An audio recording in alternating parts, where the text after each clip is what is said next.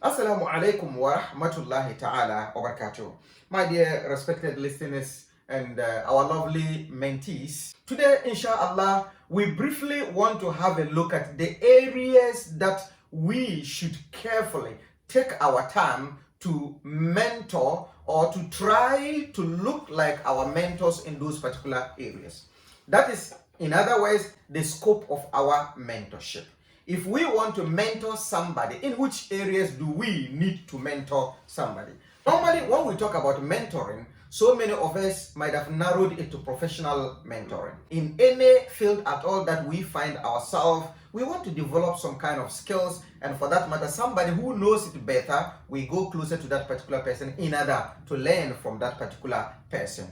Or even the institution that we find ourselves, from one department to the other department, for some special skills, we may embark on what we call situational mentoring. Or to be able to manage a particular company or institution, we may also embark on what we call executive mentoring. And sometimes if we have challenges and we need to come out of that particular challenge, other people who might have lived those particular challenges and came out of that particular challenge, we go closer to them so that they teach us and guide us to come out of that one. That one can be called coping, mentoring. But all in all, as a Muslim, in which areas do we have to endeavor to learn from each other or to learn from somebody? In which area do we have to take somebody as a mentor and learn from that particular person? In short, the areas or the scope of mentoring is what we want to have a look at today.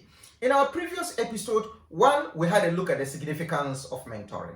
Then 2, we had a look at the different levels and dimensions of mentoring. Then we realized that Islam goes beyond only learning or using the body or training the body to embark on certain set of skills. Beyond the body, Islam seeks to also train our mind. And beyond the mind also, Islam seeks to train our soul. Beyond the soul, Islam seeks to refine also our emotions and, for that matter, our heart. So we realize that the scope of mentoring or the scope of concept of mentoring is wider in Islam as compared to other civilizations or as compared to other schools of thought. In Islam, when we look at the maqasid al-Sharia, that is the aims and essence of Sharia. Then we look at the pillars of Islam itself. Then we look at the pillars of our belief. All these things, bring them together, narrow it down to the purpose of our creation. We shall come to realize that there are certain scope or areas that Allah Azza wa Jal definitely would want us to develop those particular areas. And for that matter, we need to look for people who are good in those particular areas in order to learn from them and in order to model those particular people. It is as a result of that one, which is a major reason for our creation, that we stand in front of Allah Azza wa Jal and tell Allah that Ihdina Sirat al-Mustaqim 17 times in a day. Oh my Lord, guide us onto and maintain us on the right path. We know the right path and the right way of life is Islam. On that particular Islam, having the motivation to stabilize ourselves, our deeds, attitude and character in Islam is another thing. So we pray to Allah Azza wa Jalla to give us that particular guidance and strength to remain over there. But that is to awaken our sense that we need to look for people within that particular life or way of life and try to emulate it. And we continue to also tell Allah that one, Ihdina Sirat al-Mustaqim, Sirat al-Ladina an'amta alayhim, those that you, Allah Azza wa Jalla, has favored them. It means that we are praying to Allah to give us the energy to remain on the straight path. That on that particular straight path too, we are looking for people in front of it, people who have lived before us, people who are ahead of us, that Allah Azza wa Jal has favored them so that we can model them. This is where mentoring comes in. In Islam, we realize that the purpose of our creation is, number 1, for us to recognize, identify, and recognize, worship our Creator, Allah Azza wa Jal, And after the worship, we are supposed to perfect our attitude and our manners, our habits, and for that matter, our character, so that we can build the Quranic character, the example or the model in the Quran that we call taqwa. So we are supposed to earn taqwa out of that one. Then within the taqwa, the one that we need to really develop as a base for all the other bases of taqwa or character is also mercy. But it means that, number one, nurturing the belief in Allah should lead us to worship Allah Azza wa Jal. And when we worship Allah, we should reap what we call God consciousness, a character that is built on God consciousness. Then that character that is built on God consciousness, the major and the leading one, which is what? Mercy.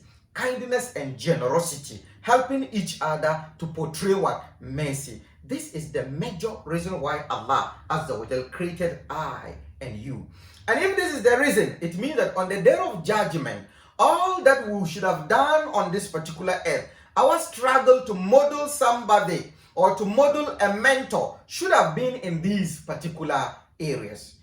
Allah Azza wa Jal in the Quran chapter 103, verse 1 to 3, actually simplifies or summarizes these thematic areas that we need to actually take mentors from and model them. Number one, Allah Azza wa Jal talks about what is this of our success and failure, which is the life that Allah Azza wa Jal has given to us, which is the time that Allah has given to us. So he says, wal asr, I swear by what? Time. Swearing by what? Time. Innal insana lafi khusr, for indeed mankind is at what? Loss. So you take good care of time, you use it very well, then you succeed. If you don't use it in the areas that Allah Azza wa Jal wants you to develop, then indeed you will run at loss in this particular world and also in the hereafter. So mankind is what? At loss. Except what? Number one, except those, ila alladhina amanu, except those who believe. So it means in the field of what? Faith. We need to develop, use our time to develop this field of faith, this particular field. We need to look for people, exemplify models in life who are ahead of us in terms of spirituality, in terms of faith. Then we use them as mentors and model them and learn from them. Then the Quran continues, وَعَمِلُوا الصَّالِحَاتِ, and they embark on what? Good deeds. Or we can talk about what? Services. So in the field of good character, good deeds and services, we need to find people who are actually serving the ummah and humanity in the best manner with their character and everything of theirs, and then model them. That is the character mentoring. The Quran continues to say, وَتَوَاسَوْا بِالْحَقِّ وَتَوَاسَوْا بِالصَّبْرِ. And then they also exhort or advise each other with the truth, with what the Quran and Sunnah. And in the course of doing that one, they are patient. They endeavor and ensure that they continuously embark on this one in order to get what results. So it means the third thing is the field of what? Advocacy. That is, they advocate for something that is good.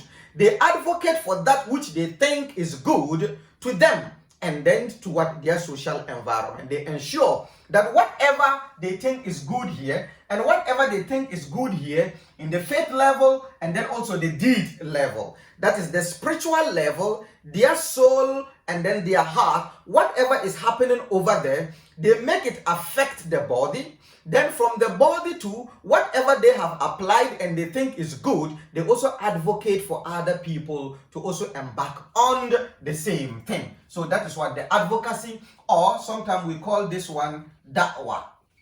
Da'wah. Here we say amal, and here we say what? Da'wah, and here we talk about what? Iman. So these are the three major products that Allah Azza wa Jal requires of you. That is how come in Quran chapter 51, Surah Al-Dhariyah, verse 56, Quran chapter 51, verse 56, Allah Azza wa Jal tells us that وَمَا خَلَقْتُ الْجِنَّ وَالْإِنسَ إِلَّا لِيَعْبُدُونَ, that I did not create the jinns and I did not also create mankind except that they should come and worship me. So we are to worship Allah acknowledge and accept his presence. That is, he created us. So we worship him with those set of what rituals, so that we discipline our soul and discipline what our heart, refine our heart and refine what our thinking. But we are not to stop that alone. In Quran chapter 2 verse 21, Quran chapter 2 verse 21, Allah Azza wa Jal calls on us again that Ya ayyuhan nas, O mankind, u'budu rabbakum, you should worship your Lord. Alladhi khalaqakum, the one who created you people, walladhina min qablikum, and those before you people. Why? That la'allakum tattaqun, so that you might get what? Taqwa. So that you may get the fear of Allah Azza wa Jal. That is to tell us that Allah Azza wa Jal created us to come and worship him.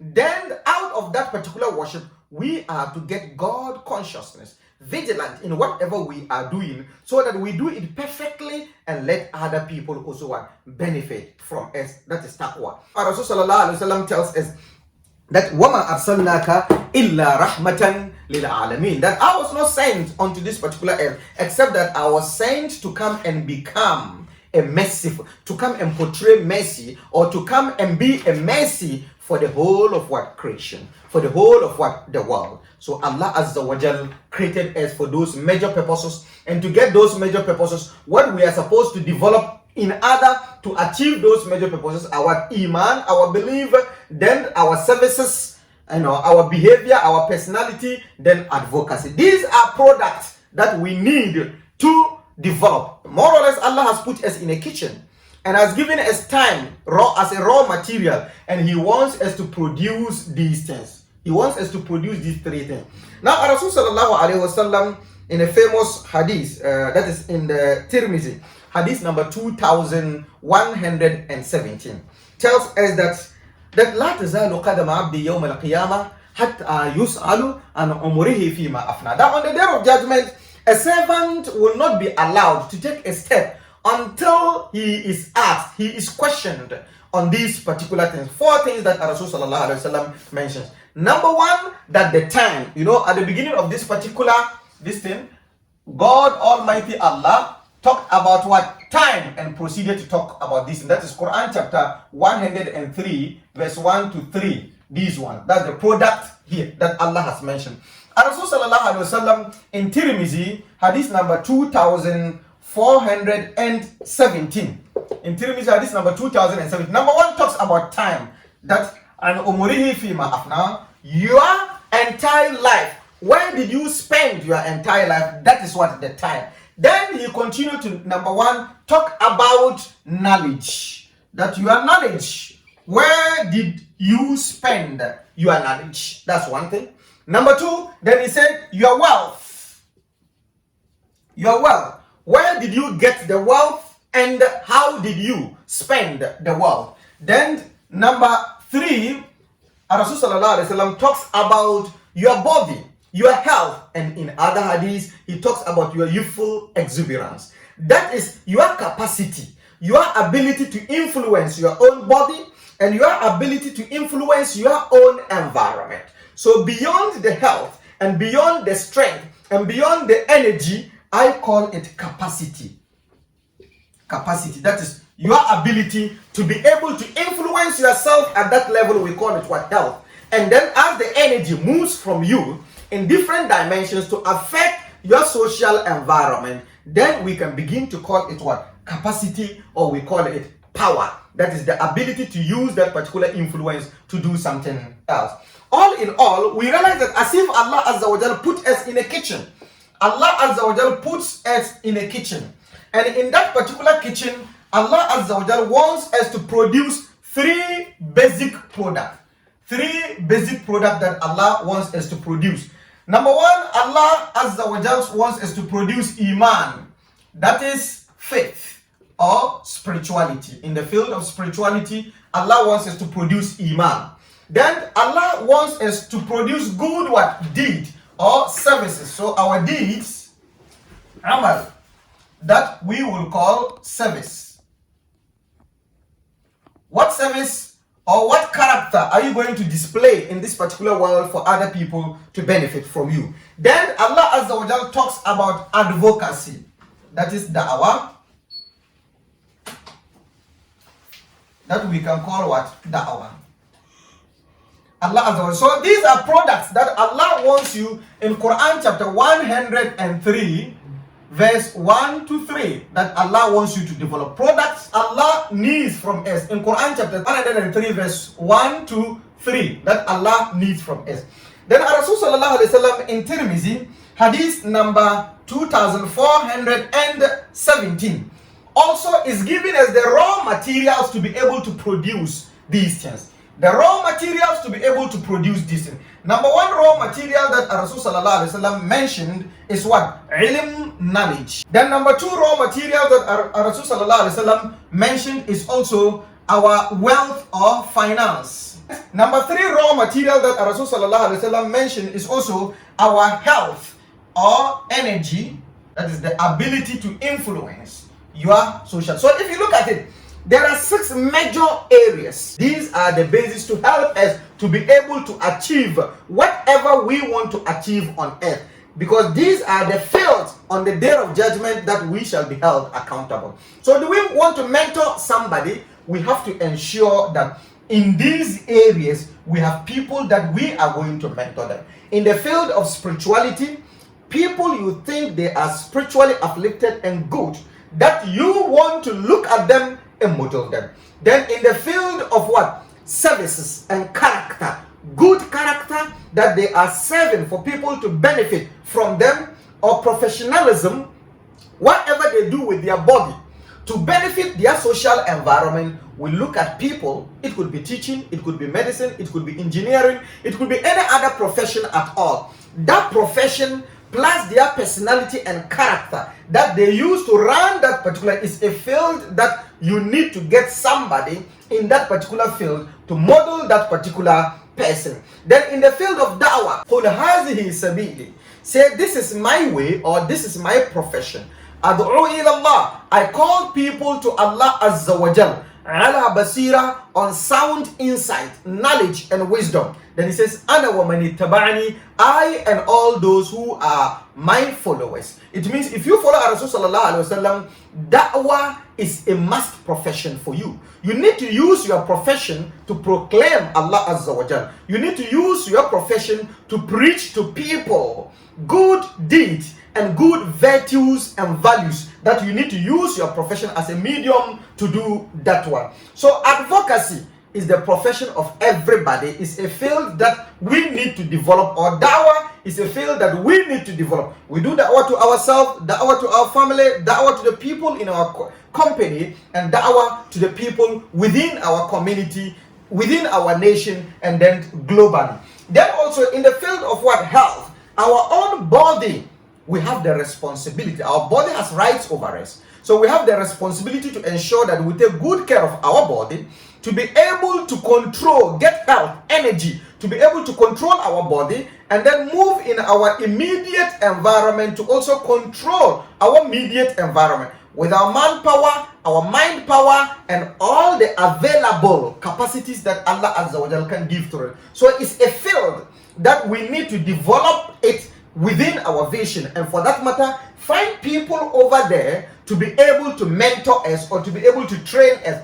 And the field of knowledge or education, then finally the field of wealth. Normally, we might limit what we call mentoring, or we might limit our vision to what? Knowledge. That is our field of education. Or sometime to what? Finance. And then finally, maybe sometime to what? Services. What services we are going to what? Give out. It is good that way, but we need to extend it to all these 6 what? Areas. All these 6 areas.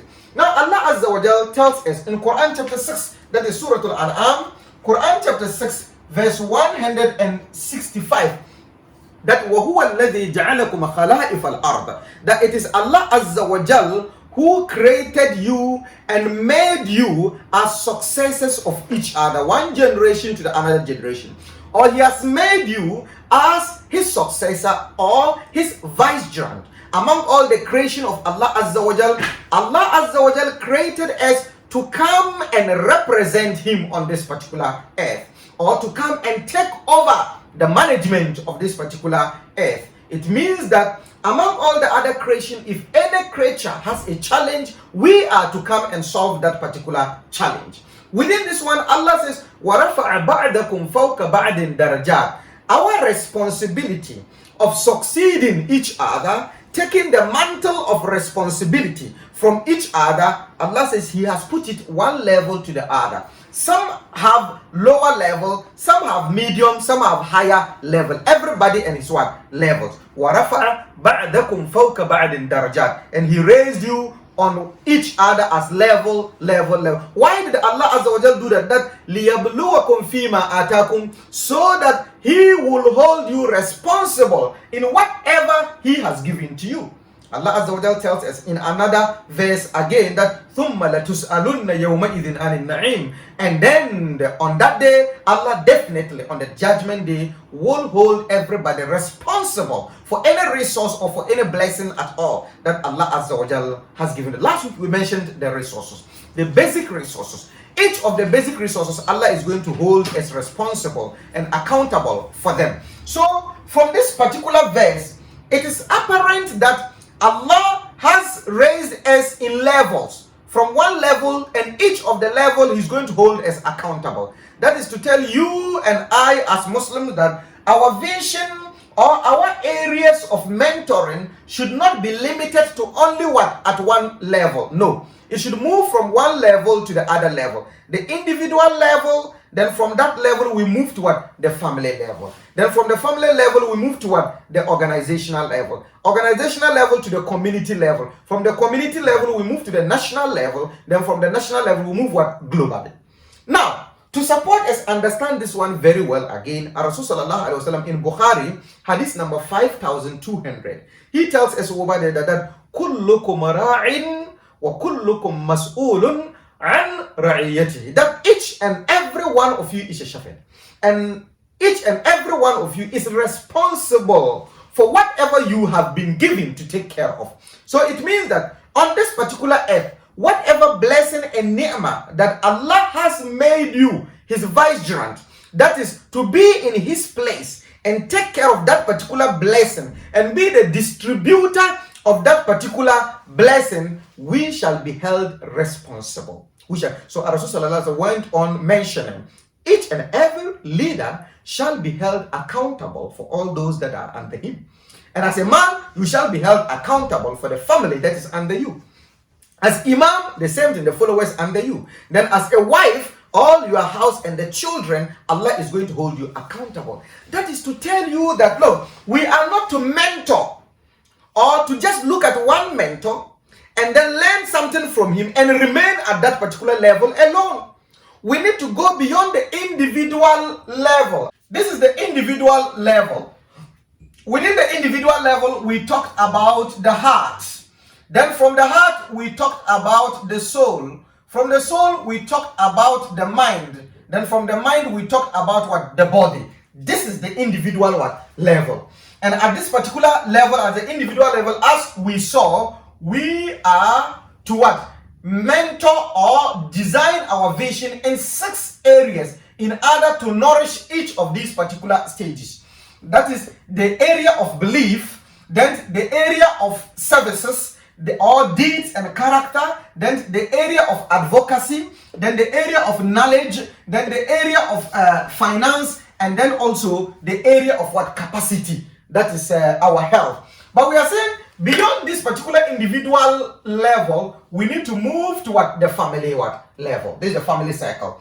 After ourselves, whatever we've done here for ourselves, we need to now transfer. We have learned from a mentor. It is our responsibility to transfer whatever we have learned from that particular mentor to our family. And for that matter, you need somebody who has also transferred the same thing to the family to learn from that particular person. From the family level, we are moving to what? Organization. Then from the organizational level, we need to move what? Higher to what? The community level. Then from the community level, we need to move to the national level. And from the national level, we need to move higher to the global what? Level. From the national level, we move higher to the global level. So it means that as an individual Muslim, you are mentoring. If your vision is supposed to affect it, definitely should not be restricted only to the individual level. From the individual level, it should move to the family level. From the family level, it should move to the organization. From the organization to community, community to national, and national to what? Global. So whichever vision at all that you might have been pursuing now, is it covering only your personal achievement that you want to achieve, or it goes beyond your personal achievement to what family achievement that you are targeting? If it is not, I'm sorry, to make it an ideal, good vision as a Muslim, raise it to the family level. From the family level to move it to the what? Organizational level. A vision definitely to have companies and have institutions that you shall impact or be mentor to those particular institutions. And for that matter, you need managers to embark on executive mentoring, also learn from them to be able to manage what? Institutions and companies. It could be your own or that of what the other. But whatever you have learned definitely should be transferred at what? Organizational or institutional level. From then to, it should have an impact on what? The community. I mean, it could be any political position that you hold, or any office at all that you hold, or through your services, you are able to extend it to that one, then from the community to national and national to this. So these are the levels. But then we have what? The areas. The 6 areas should also be extended to all the distant areas, all the 6 areas. This is actually what we call the 360 degrees of what a Muslim ideal strategic what? Muslim what? Vision. That is, you have about 36 areas over here to embark on mentoring, modeling somebody in those particular areas, and also teaching other person, mentoring another what? Person. But a Muslim should have about 36 areas, all these areas, that is 6 areas, and then at what? 6 level. 36 areas that we need to seek for people within those particular areas. Look at their success level that they have earned over there. Then we seek to model them, take them as mentors and what? Model them. If you look at the life well that I asked you to design in our second episode, you might have what? Areas that might not be this one. If you grade yourself in those areas, you may have a smooth life well or a crooked what? Life well. So it is your duty to look for somebody who has a smooth life well, at least a smooth, that is, in the field of spirituality, the person has some level of what? Success. In the field of education, the person has some level of what? Success. In the field of finance, the person has some level of success. In the field of da'wah, the person has some level of success. In the field of influence, that is capacity and health, the person has some level of success. Then in the field of service, the person has some level of what? Success. Then you can take that particular person as your total life mentor. That is, if you love that particular person. But a total life mentor, or the patron, or the chairman of board of the advisory board of your life, should not be somebody who is not having a smooth life what? Wheel. In this particular life wheel, you shouldn't look for somebody who has a crooked or who is not having a smooth life wheel for him to become the board chairman of your advisory board. No. The board chairman of your advisory board should be somebody who has equally developed in all the dimension or all the fields that I have mentioned over here, smoothly and equally, so that he will become the, it means that he has experience in all the fields. Then you can take somebody in the profession who is well advanced in terms of profession, but maybe very weak in terms of what? Finance, and maybe very weak in terms of what? Da'wah. You know that when it comes to your profession, you will consult that particular person for general advice, because that particular person has developed himself. Somebody may be, the best in terms of education. The field that you want to educate yourself, you might have a professor in that particular field. But when it comes in terms of finance, he has nothing to do with entrepreneurship. He doesn't know something in the field of what? Entrepreneurship. When it comes to capacity